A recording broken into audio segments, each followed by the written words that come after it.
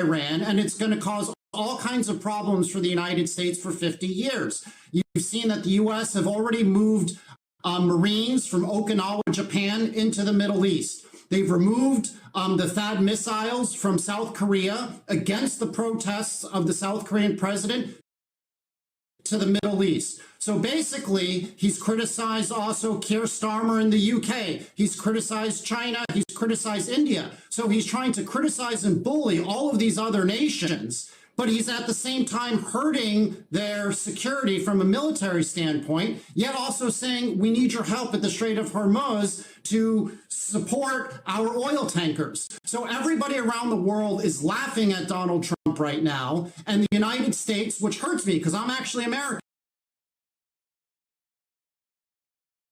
even though I've been in China for 29 years, it's hurting the prestige and the credibility of the United States because we have a bumbling, blundering president who's not looking at 4D chess, who's looking at narcissism and maybe one-two thinking processes before he launches an attack on Iran, when I don't think even his own press secretary said there is no imminent threat from Iran.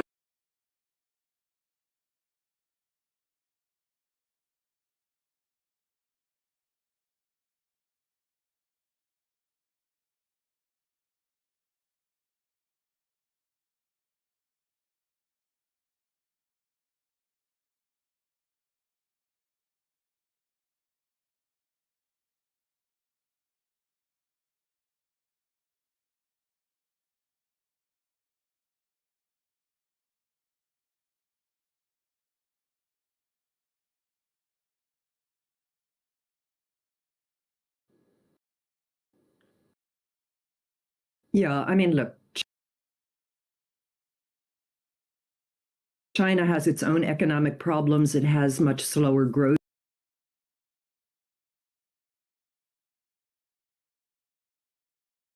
than it would like. This is an important trip that has obviously been planned for a long time. They're going to talk about tariffs. They're going to talk about control over, high-tech chips and rare minerals and all the rest of it. I mean, there's a massive agenda between the United States and China that has nothing to do with the Middle East. But the United States keeps shooting itself in the foot, in the head, in the heart with these kinds of military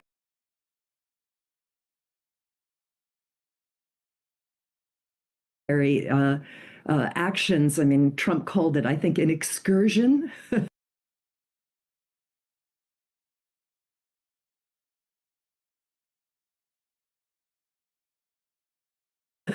Hardly. The U.S. and Israel have started something that is very, very difficult to stop.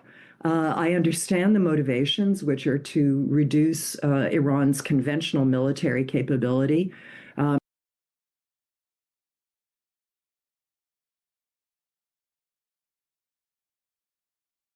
But we haven't even talked about what this will do to Iran's nuclear situation. There's the matter of 900 pounds of highly enriched uranium that is still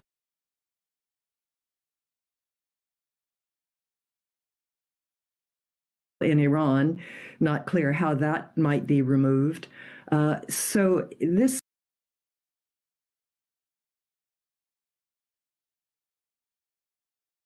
is a war that should not have been started. I agree absolutely with Sean. It comes from a kind of hubris, a kind of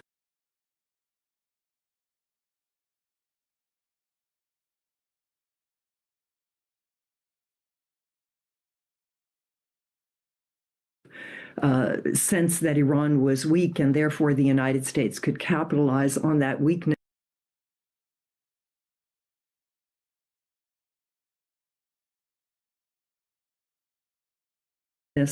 And either bring down the regime or force it to capitulate, neither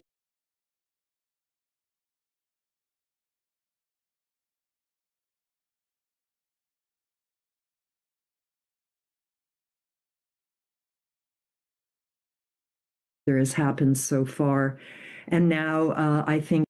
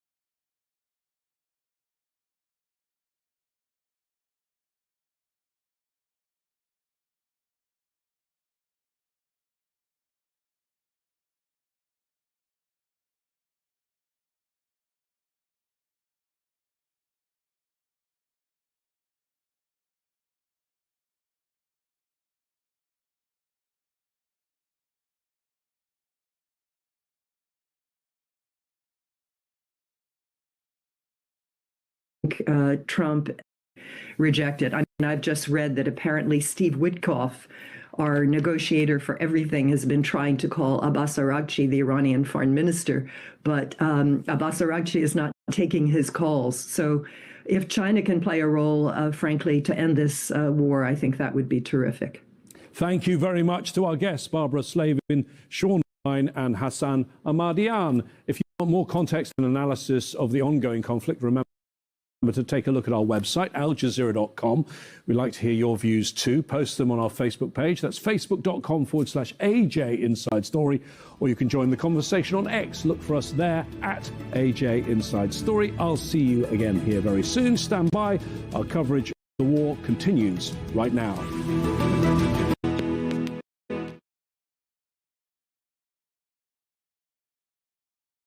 The United States military began major combat operations in Iran. We are not joining the US and Israeli offensive strikes. La posición del gobierno es. The position of the Spanish government can be summed up in 4 words: no to the war. I have condemned the massive military strikes by the United States and Israel, and I also condemn the subsequent attacks by Iran. The attacks on energy facilities that has happened on both sides is a dangerous precedent. It will cause repercussions throughout the world. We can now see a regional conflict with unintended consequences. with us for the latest developments on Al Jazeera. My name is Cyril Vanier, and I'm a presenter at Al Jazeera. When I was a child, I remember seeing my father cry watching the news after a major world event. And it told me that we can and should care about what's happening halfway around the world, and I wanted to be a part of that. I've always admired Al Jazeera's focus on people and the stories that need to be told. Yes, we cover the politics, of course we do, but we never forget that at the end of the day, it's people who are on the front line of those political decisions that are made, and those are the stories that we have to tell, and those are the headlines that define Al Jazeera. Can you really bomb a political future into existence? I don't think that's what we're trying to do. I think the objective here is to destroy the instruments of Iranian state power. Let me ask you this directly. Is Israel effectively leading U.S. foreign policy? They want to do a main power centers in Iran to kill thousands of people, not just the core. Upfront tackles the big issues only on Al Jazeera.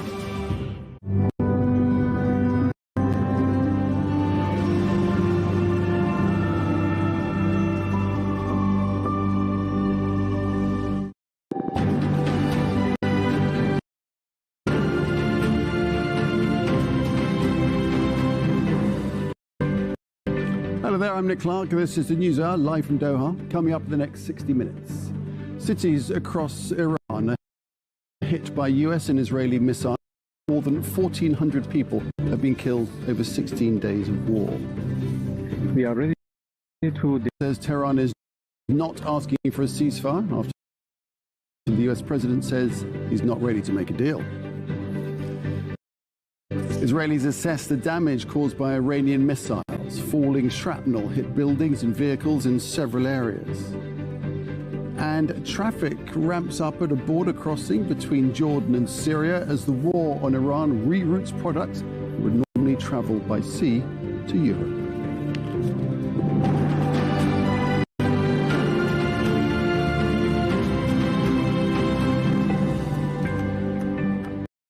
So it's been more than 2 weeks since Israel and the United States launched their attacks on Iran, plunging the region into crisis. More than 1,400 people have been killed in Iran, and fears about global energy security, well, they're growing. There have been major US and Israeli strikes on western Iran, as well as the capital, Tehran. And one strike caused a large fire in the western city of Hamadan. And Iranian attacks have continued to evade Israeli air defenses. Police in Tel Aviv say 3 civilians were injured when part of a cluster munition fell in a residential area. The UK and South Korea say they are considering options after US President Donald Trump called on countries to make commitments. President Trump says he's not ready to make a deal to end the war with Iran, saying terms aren't, quote, good enough yet. Well, after the president's statements, the Iranian Foreign Minister, Abbas Araghchi, told US media that Iran is ready to defend itself for as long as it takes. We never asked for a ceasefire, and we have never asked even for negotiation.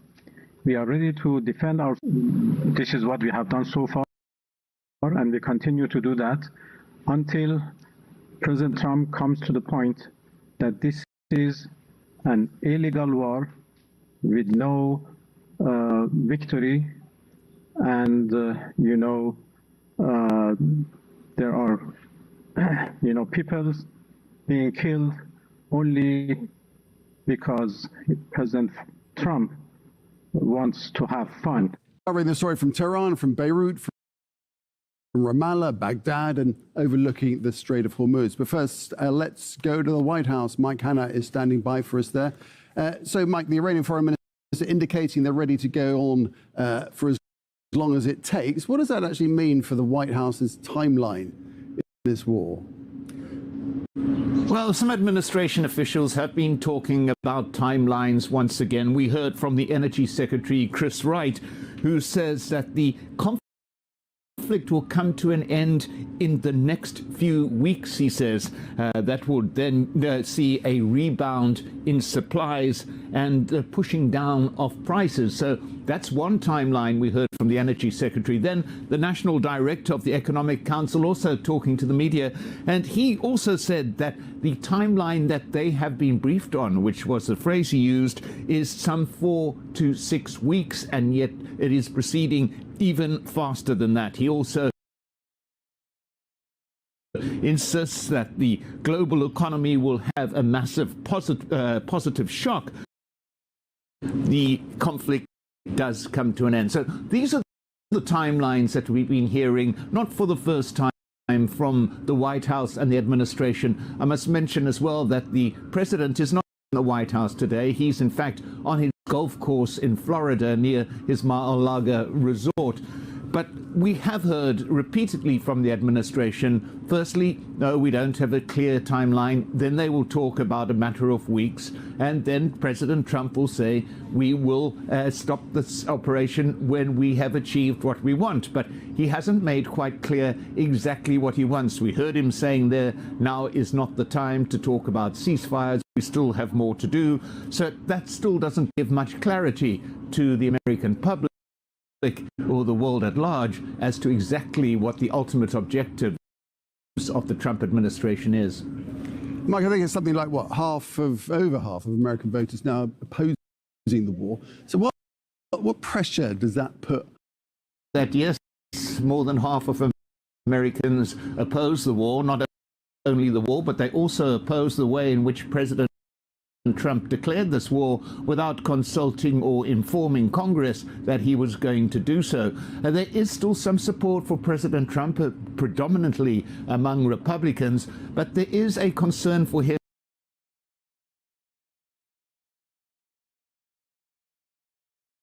Foundation of Trump declared another war and send U.S. troops into another country, as he alleges his predecessors did. But here you do have a scenario where, yes, there are soldiers operating in a foreign theater of war, and yes, there are casualties. At least 14 soldiers have been killed so far in this ongoing operation by the U.S. together with Israel.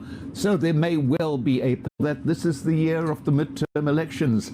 President Trump has been urged by his advisors to concentrate on the economy, which would be the major issue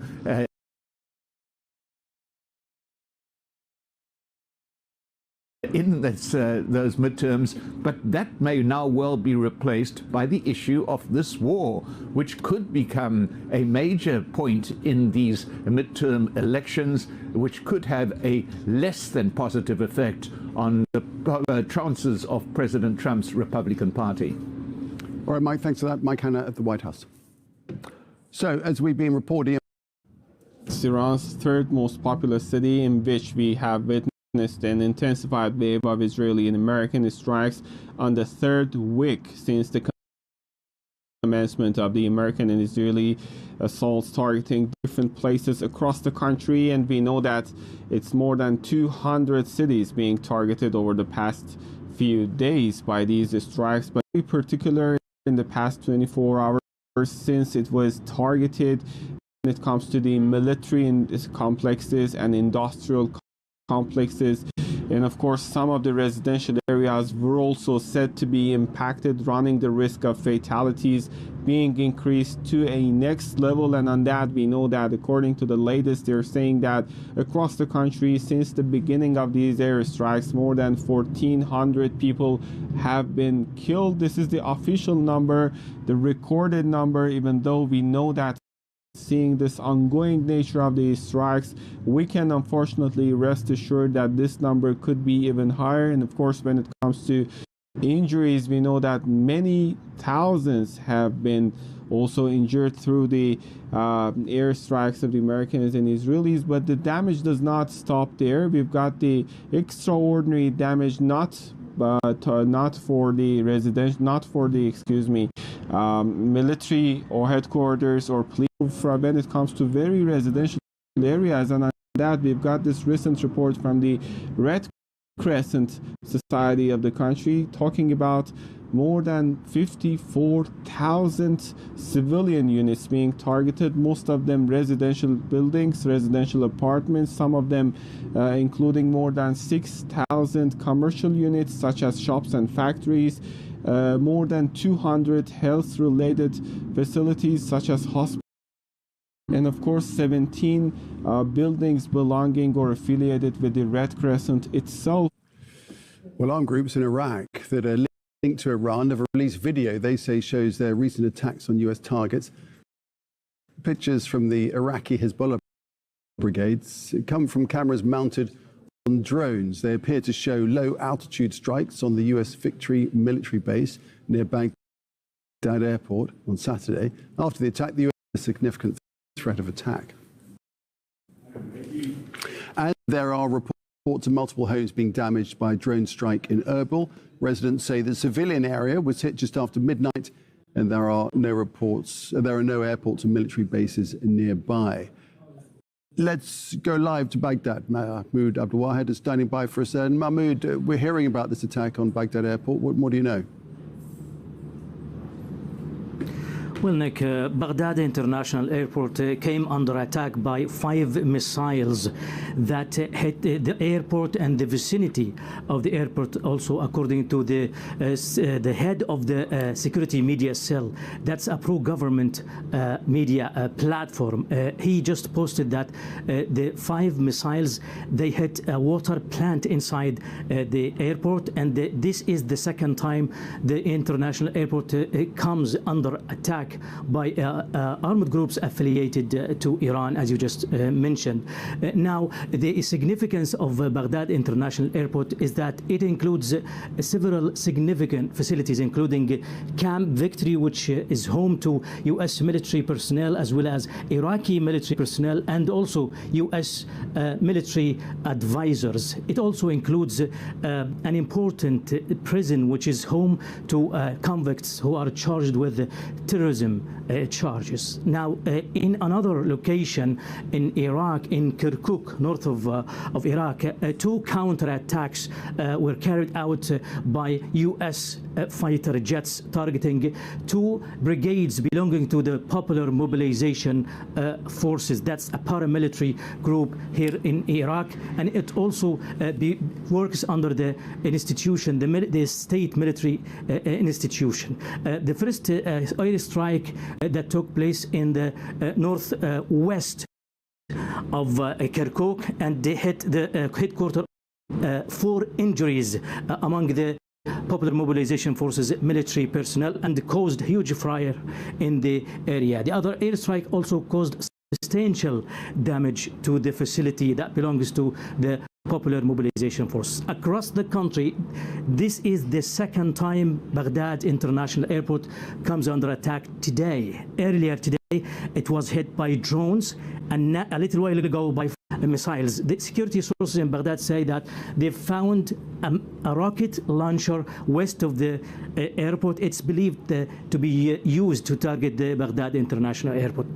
But across the country, there have been several attacks targeting locations of the Iranian Kurdish opposition groups, Peshmerga locations, and also locations belonging to the U.S. As yesterday, the U.S. embassy came under attack, and that's why it has urged all U.S. citizens to leave the country immediately, and maintained the level 4 posted by the State Department to keep the U.S. citizens do not travel to Iraq. All right, that's the picture from Baghdad, Mahmoud Abdelwahed. Thank you. Well, Israel is launching aerial attacks across Lebanon while it builds up a military presence in the south. Strikes on Sunday afternoon targeted 2 towns in the Bekaa region and Qiyam in southern Lebanon. Earlier, the capital Beirut's southern suburb was also hit. Israel says it's striking locations being used by Hezbollah. The area has been under attack since early March. Entire buildings have collapsed, blocking roads and crushing cars. In the city of Sidon, Israeli evacuation orders have forced people to live out of makeshift tents or cars. They've had to shelter from sandstorms and rain. Across Lebanon, more than 800,000 people have been forcibly displaced by Israeli strikes since fighting resumed earlier this month. Further south, the Israeli military is reinforcing its presence along the Lebanese border. Tanks have been repositioning. As Israeli media report, a ground offensive is being considered. Lebanon's government has expressed a desire to hold direct talks with the Israeli government, but the Foreign Minister Gideon Saar denies any meeting is happening. Al Jazeera's Zaina Hoda reports from Beirut on what would be needed for talks to happen. Lebanon's Speaker of Parliament, Nabi Berri, one of the most powerful politicians in the country, who, like Hezbollah, represents the Shia community, and this is a deeply divided society, so it is very important that there is consensus among the different communities. He has drawn a line in the sand when he says that there will be no negotiations under fire. What he is saying is that for any negotiations to happen, Israel needs to stop its attacks, and the people, the displaced people, need to be able to return to their homes. A source close to Hezbollah has also said that they have not received any serious initiative for negotiations. Lebanon's top leadership is in a very difficult position. It doesn't really have much leverage. It has offered direct talks with Israel, something which is really very divisive in Lebanon. Israel wants Hezbollah to be disarmed. Hezbollah is refusing to do that. Hezbollah has told the Lebanese state, we will not disarm as long as Israel continues to occupy territory in southern Lebanon. So according to that last ceasefire agreement in 2024, Hezbollah was supposed to have disarmed and Israel was supposed to take initiatives, but it appears that the battleground is still taking shape. No side really in the position to impose conditions. Yes, the Israeli military controls the skies. It can target across the country. It can level buildings. It has killed nearly 1,000 people. It has displaced nearly 1 million people. But Hezbollah believes that it continues to repel advancing troops in southern Lebanon, territory in southern Lebanon. So neither side really in the position to impose their conditions. So as long as that continues, this, the battle shape, not the battlefield not taking shape, it's going to be very difficult to see these negotiations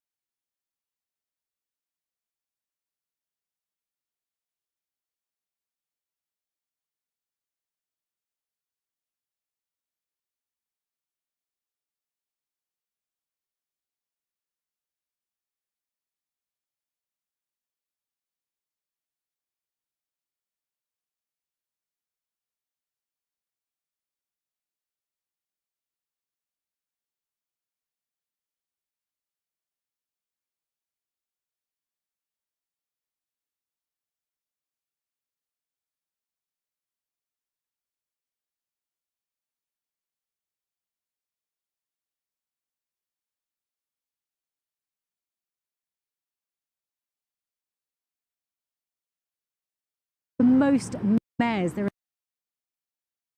are 900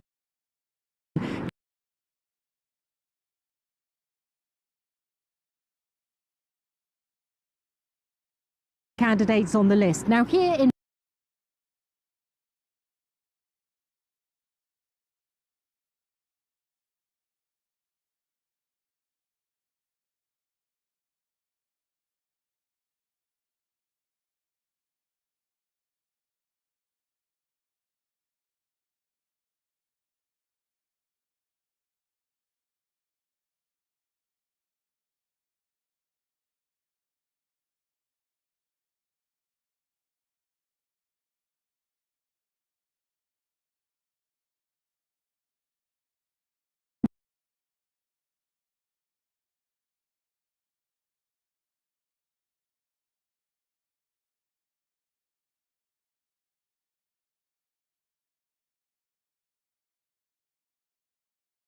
Paris, people are voting twice. They're voting in their district, but they're also voting for City Hall. The main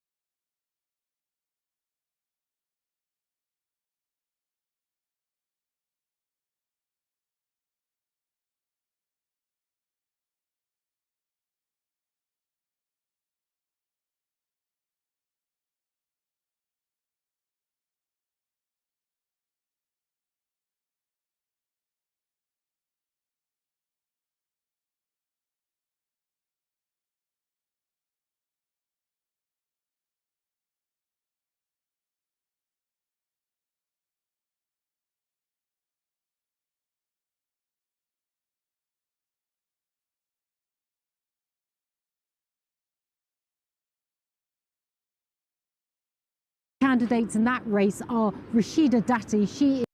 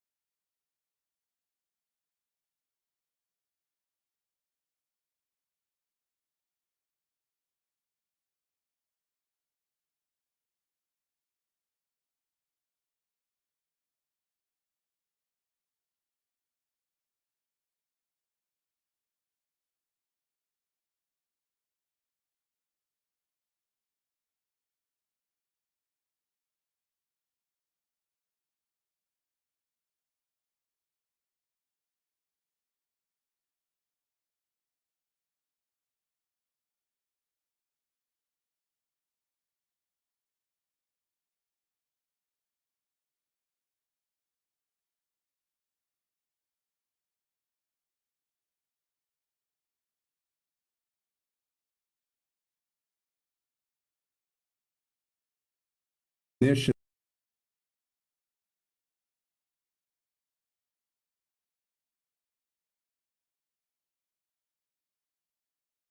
and the precision ammunition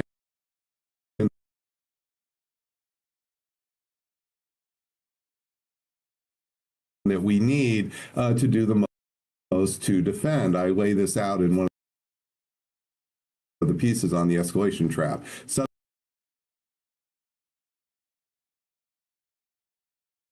So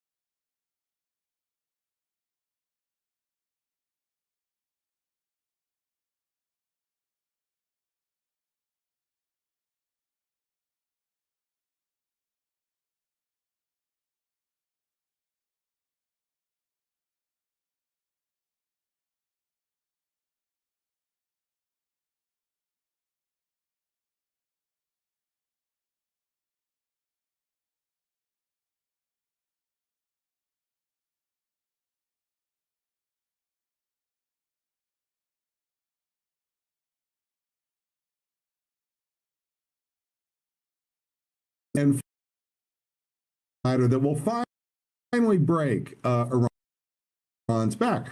We never found that in Vietnam, and we didn't find, and not just the arithmetic of bombing, it's how the bombing influences politics inside of Iran, but also politics inside of Israel. I just want to come back. Why are they continuing these low levels of attacks? They want to discourage new Jews from moving into Israel, and they want to encourage Jews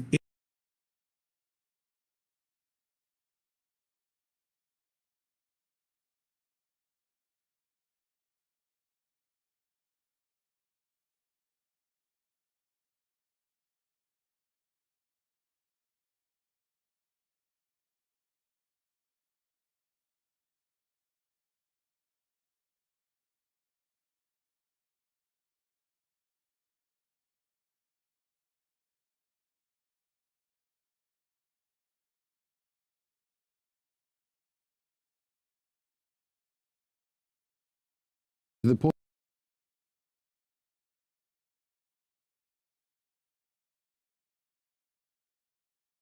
The actors in the coalition, and even once you get them politically on board, they have to interoperate, work together, and we don't have a NATO here that can snap in action and just salute to a U.S. general. This is going to be a very complicated thing, and so this tells me this war could go on till June, July, maybe even longer.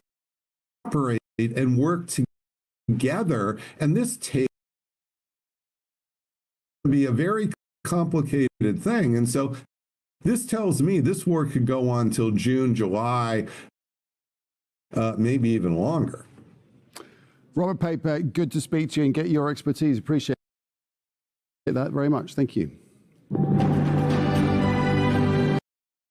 Stories. Iran has launched another wave of missile strikes on Israel. say at least 3 people have been injured for as long as it takes, after President Donald Trump said he's not ready to end the war. Karachi has rejected Trump's claims that Tehran has been seeking a ceasefire. Well, Iran is blocking ships from crossing the Strait of Hormuz. Reporter Inzaman Rashid. We know full well that around 20% usually of the world's oil passes through the Strait of Hormuz behind me, but there are currently around oil tankers which are critical. The Iranian military still has a hold of this a number of threats from Iran's military towards vessels as they try and make the journey or even get close to the entrance of the Strait of Hormuz behind me. A few days ago, I saw a ship alight burning in the distance for a good few hours. No indication whether it had been attacked by Iranian military, but given that have done this kind of an action over the last couple of weeks, that could very much have been a possibility. We know that Iran has said that it will not let US and US affiliated ships through, but everyone else is able to pass. But we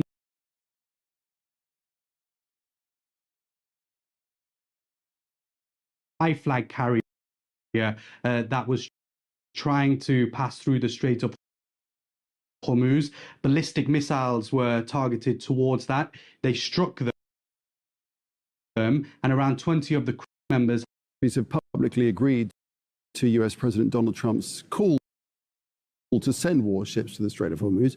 British officials have told US media the UK is discussing a range of has called for hostilities to stop and that all parties have the responsibility to ensure that stable and unimpeded energy supply continues.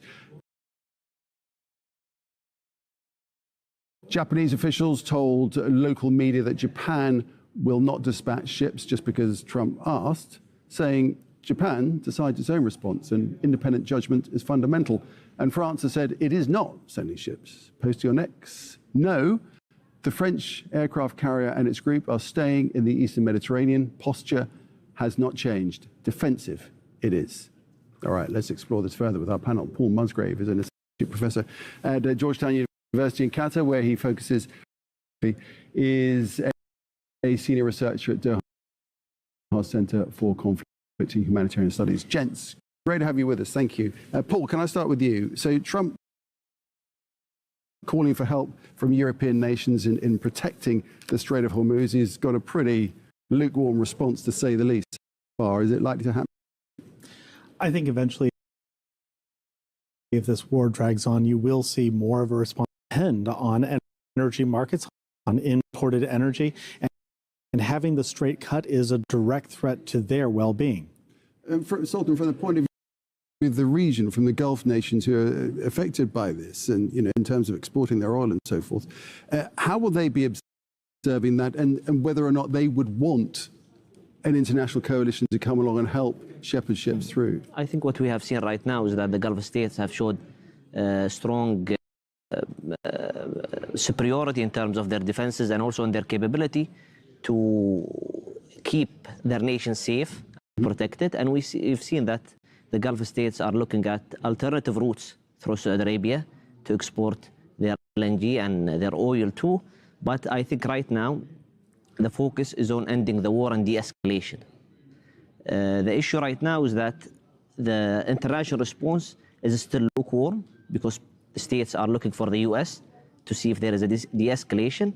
But I think we need a stronger response from Asia, from Europe, because these continents are affected by the closure of Strait of Hormuz, to put the pressure on Iran, but also to convince the US to lower down its aims of the war, to find an off-ramp internationally. All right, gents, hang on there. I just want you to listen to a couple of the politicians in the States speaking, because they, on both sides of the aisle, they've appeared on US media on Sunday shows with conflicting views of the war in Iran. I think that this conflict will certainly come to the end in the next few weeks. Could be sooner than that, but the conflict will come to the end in the next few weeks, and we'll see a rebound in supplies and a pushing down of prices that we would have short-term disruption. We would cause a little bit of increased prices on Americans. They don't really know when this war is going to end, and I hope and pray that it does end very soon. But as we have seen, our enemy also has a vote and when things end. And if Iran keeps blowing up ships or trying to blow up ships in the Strait, and gas prices continue to go up and up for Americans, then it is very foreseeable we could become even more entrenched in this. All right, so Paul Musgrave first. We heard the Energy Secretary, first of all, Chris Wright, saying that fighting will end soon and then fuel prices will recover. Is that bluster?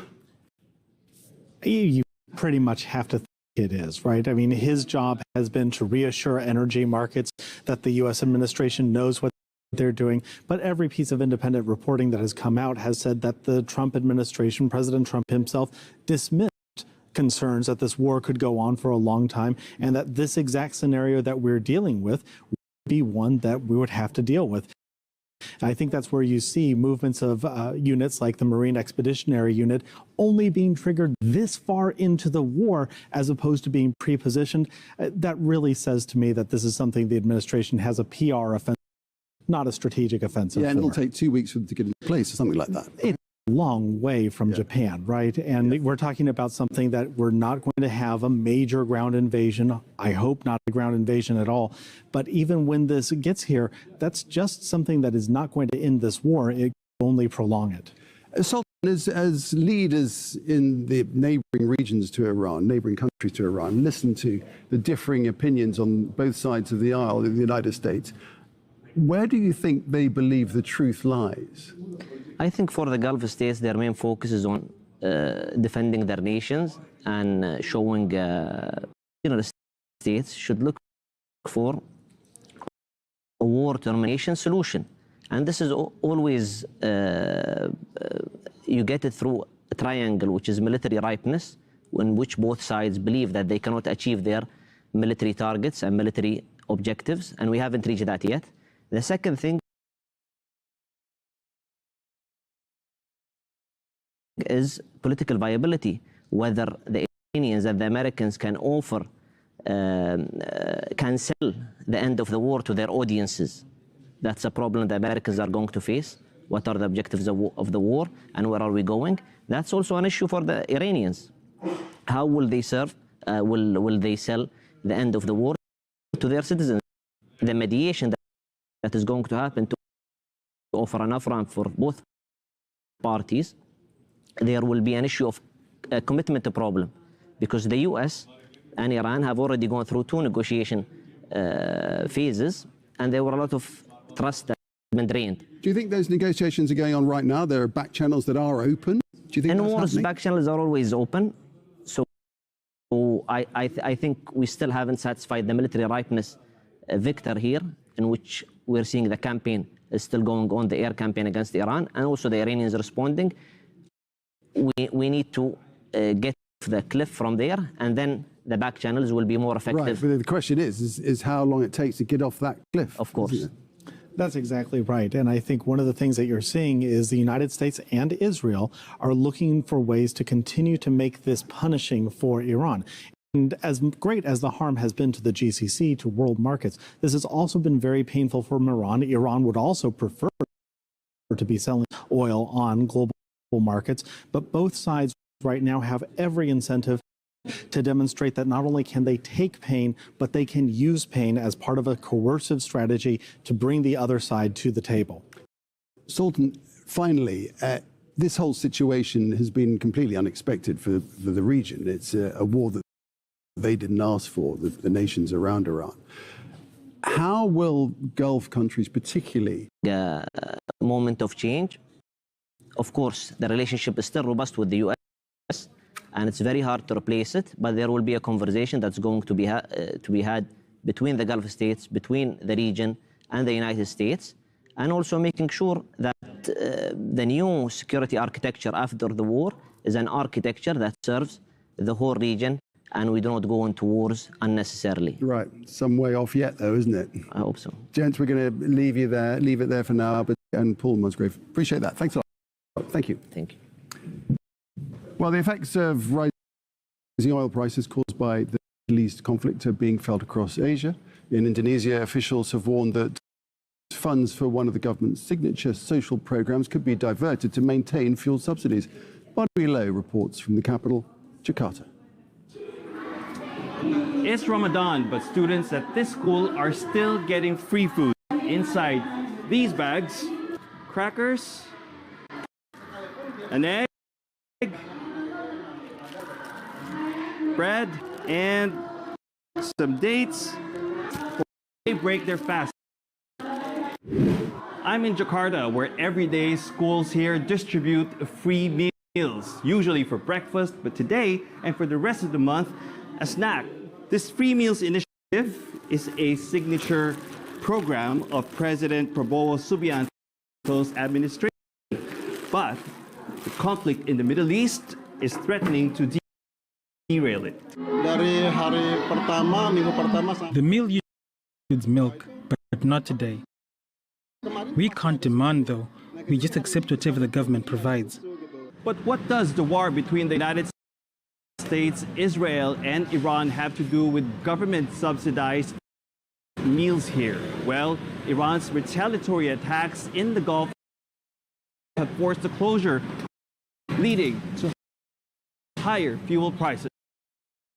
And that means government-subsidized fuel takes precedence. More public funds are being used to cushion the impact on the millions, around 70 cents a liter, despite a spike in the price of crude. But subsidies were diverted from the free meal scheme, according to the finance minister. Adding to the pressure, millions of people are expected to travel across Indonesia next week for the Eid holiday reserves for about 3 weeks. I'm very worried because if fuel becomes scarce or prices increase, transportation and food costs will rise too. Government officials later said the question now is how much state coffers can absorb before fuel prices increase, and as a result,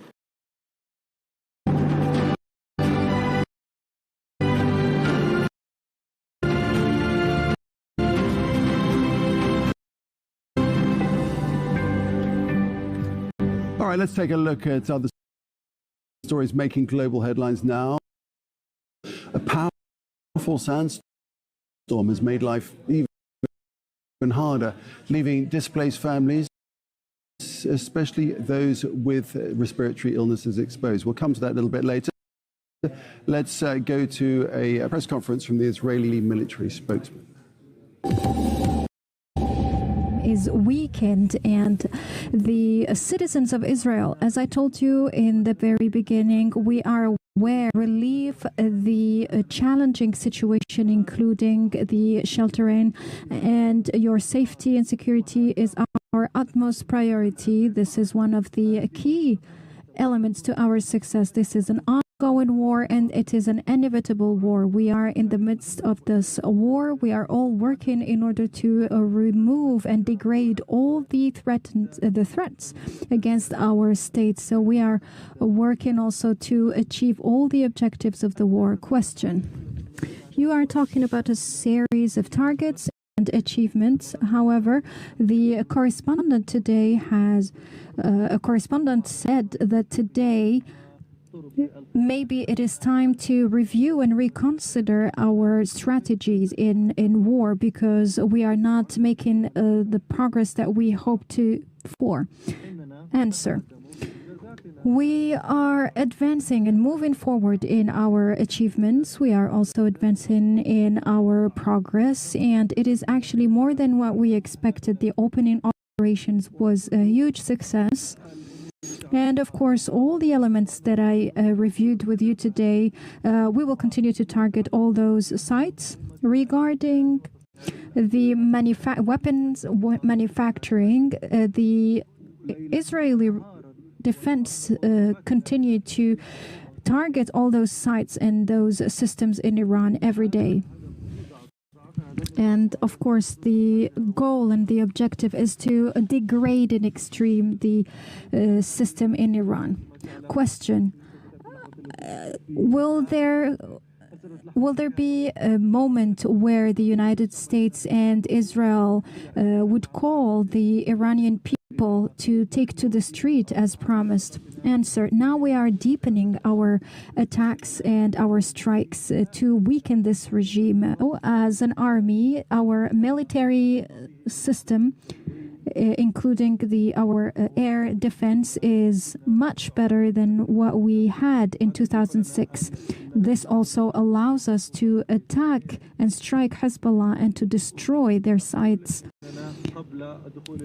Of course, before the land incursion, we are trying to clean and purge all the areas now before the land incursion starts. So before this land incursion, there is also a fire belt, and we are trying to face it. Of course, war is war, but we cannot compare our army to the one of Hezbollah. We have morals, and we will never stop until all the threats from the north are removed. Question: do you know that if Khamenei is the one leading Iran today? Answer: in the beginning of the operation, we have killed the supreme leader, the father, and all the big or prominent leaders in Iran.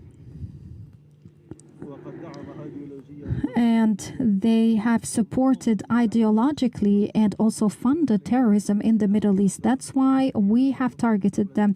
Khamenei was not a head of state, he was a terrorist. And Mujtaba Khamenei, who is now the inheritant of his father, in fact, I don't have any idea about where he is or what is his fate. However, I can say one thing. Anyone who represents a threat to Israel, as we've shown in the previous years, will be dead. Thank you very much. Last question.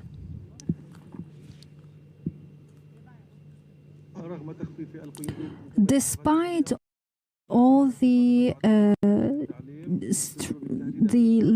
obstacles or the security instructions that have been alleviated, a lot of people did not send their children back to school. Why did you decide to alleviate the obstacles or that my 14-year-old can ask? At the level of the domestic front, we continue to assess and monitor the situation in coordination with the relevant authorities and also the local authorities. What I can say is that during these moments, we have met the local authorities. The local authorities met with the chief of army, and they show and express their solidarity and showed also their support. Regarding the decisions that have been made, the domestic front is taking into consideration all the circumstances and is trying to alleviate all the security instructions, and we are doing what we can do. However, in some regions, the situation is still not safe, so we are trying to assess and monitor the situation on a daily basis. Is the Israeli military spokesman. Israel, of course, operating on two fronts in Iran and in Lebanon, saying that Israel is advancing in their progress more than expected. He was asked about regime change, and he said when it comes to regime, bring in Nora Day, who's live for us in Ramallah in the occupied West Bank. And Nor, the spokesman also talking about the safety and security of Israelis, saying it was the utmost priority of the military. And this, of course, as Israelis assess the damage caused by more Iranian missiles today. Absolutely, and he had to answer questions about whether it was a good idea to open schools gradually, because in northern communities, Nick, this does not seem feasible. And mayors are already talking about that, saying they won't allow schools to reopen, especially in the north, because sirens keep going off incessantly over there. So the military having to explain that, saying that they have downed all Iranian missiles, but that ballistic missiles continue to be a problem. Anybody in Israel could have told him that there aren't a lot of answers at this point, save for the fact that the Israeli military is preparing for 3 weeks of confrontation still with Iran at the very least, and months of war on the Lebanese front. That is not a comfort, and that is not something that the spokesperson could explain, Nick. And very briefly, Noor, there's some talk of new munitions coming into Israel from Iran. Sorry, I didn't get that. I was just saying that there's some talk of new munitions, new types of munitions being fired from Iran. Yes, indeed. And the Iran's Revolutionary Guard talked about that, new hypersonic missiles and those missiles carrying cluster warheads. Now, these splinter into a whole number of smaller missiles. They have a 10-kilometer radius, and they do a lot of damage. Noor, thanks very much. Noor Day joining us there from Ramallah. Thank you. Okay, let's get back to Gaza now, where a powerful sandstorm has made life even harder, leaving displaced families, especially those with respiratory illnesses, exposed as damaged homes and fragile shelters offer little protection. Al Jazeera's Ibrahim Makhlili has this report now from Gaza City. In Gaza, even the weather is a test of survival. As a powerful sandstorm swept through the strip, adding hardship to a population already worn down by years of war. The storm's impact goes beyond damaged shelters. The thick dust in the air has posed serious risks for people with respiratory illnesses. Even before the storm, I was affected by the weather, so you can imagine what it was like during the storm itself. For me and for I couldn't continue my fast because of the severe breathing problems. Civil defense crews say the storm may have passed, but the danger has not. Civil defense crews continue to receive distress calls through the operations rooms, and our teams are heading out to remove ongoing hazards, including clearing some concrete blocks that were destabilized by the strong winds. We are also responding to families whose tents were destroyed and who are now left without shelter.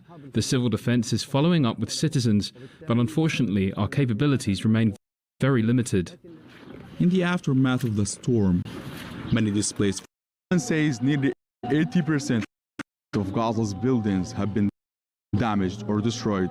As a result, 90% of the population has been forced from their homes, living in tents or damaged shelters that offer little protection from harsh weather or the impact of Israel's continuing war. Ibrahim Al-Khalili, Al Jazeera, Gaza City, Palestine. Well, 4 members of a Palestinian family, including 2 children, have been killed after Israeli troops opened fire on their vehicle in the occupied West Bank. It happened early on Sunday in the city of Tubas. The Palestinian Health Ministry says 2 other children from the same family, aged 8 and 11, were hit in the head by shrapnel. The ministry says more than 1,000 Palestinians have been killed in attacks in the occupied West Bank since October 2023. Has died at the age of 73. The Palestinian presenter delivered the network's first ever bulletin when it launched nearly 3 decades ago. He remains with Al Jazeera from its initial broadcast in 1996 as it grew into a major broadcaster across the Arab world. His career spanned more than 5 decades, during which he covered. All right, we're going to take a short break. Stay with us. We've got more news coming up right at the top of the hour. See you in a bit.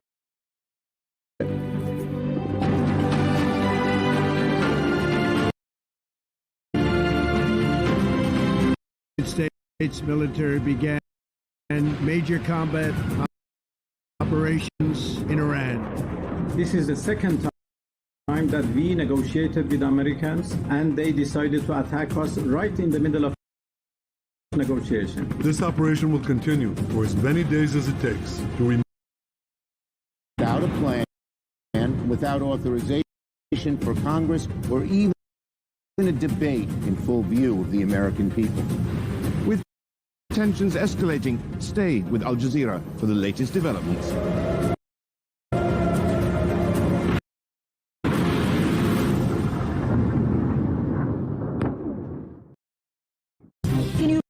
Trying to do. I think the objective here is to destroy the instruments of Iranian state. My name is Darine Abu Gaida. I'm a presenter at Al Jazeera English. I joined Al Jazeera in 2010 just as the Arab Spring was beginning to unfold in the region. And being of Palestinian and Lebanese freedom, justice, dignity, and economic opportunities. The human story, it's the heartbeat of the channel. That's what makes Al Jazeera so unique.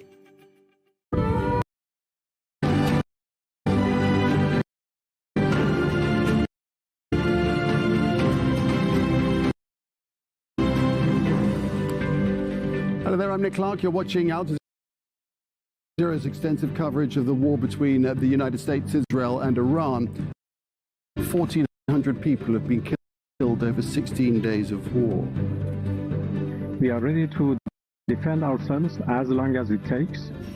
Iran's foreign minister dismisses US President Donald Trump's claim that Tehran wants to talk truce, but the terms are not good enough. Israelis assess the damage caused by Iranian missiles. Falling shrapnel hit buildings and vehicles in several areas. A guided response to Donald Trump's request for countries to send warships to the Strait of Hormuz.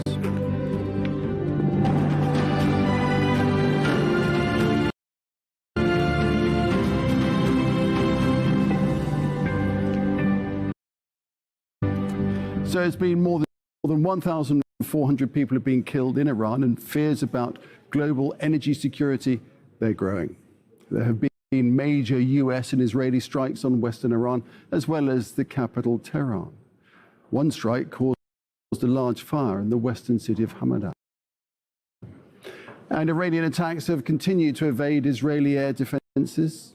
Police in Tel Aviv say 3 civilians were injured when part of a cluster munition fell in a residential area. The United Kingdom and South Korea say they're considering options after US President Donald Trump called on countries to send warships to help keep the Strait of Hormuz open, but no country has made commitments.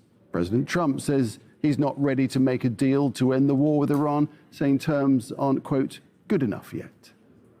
Well, Iran's foreign minister, Abbas Araghchi, has responded to Trump's comments. He has told US media that Tehran is ready to defend itself for as long as it takes. We never asked for a ceasefire, and we have never asked even for negotiation. We are ready to defend ourselves as long as it takes, and this is what we have done so far, and we continue to do that until President Trump comes to the point that this is an illegal war with no victory, and there are people being killed only because President Trump wants to have fun. This is what he has said. We're covering this story from Washington, D.C., from Beirut, and from Ramallah. But first, Mohammed Val is ready for the long haul. What's the mood among the public there?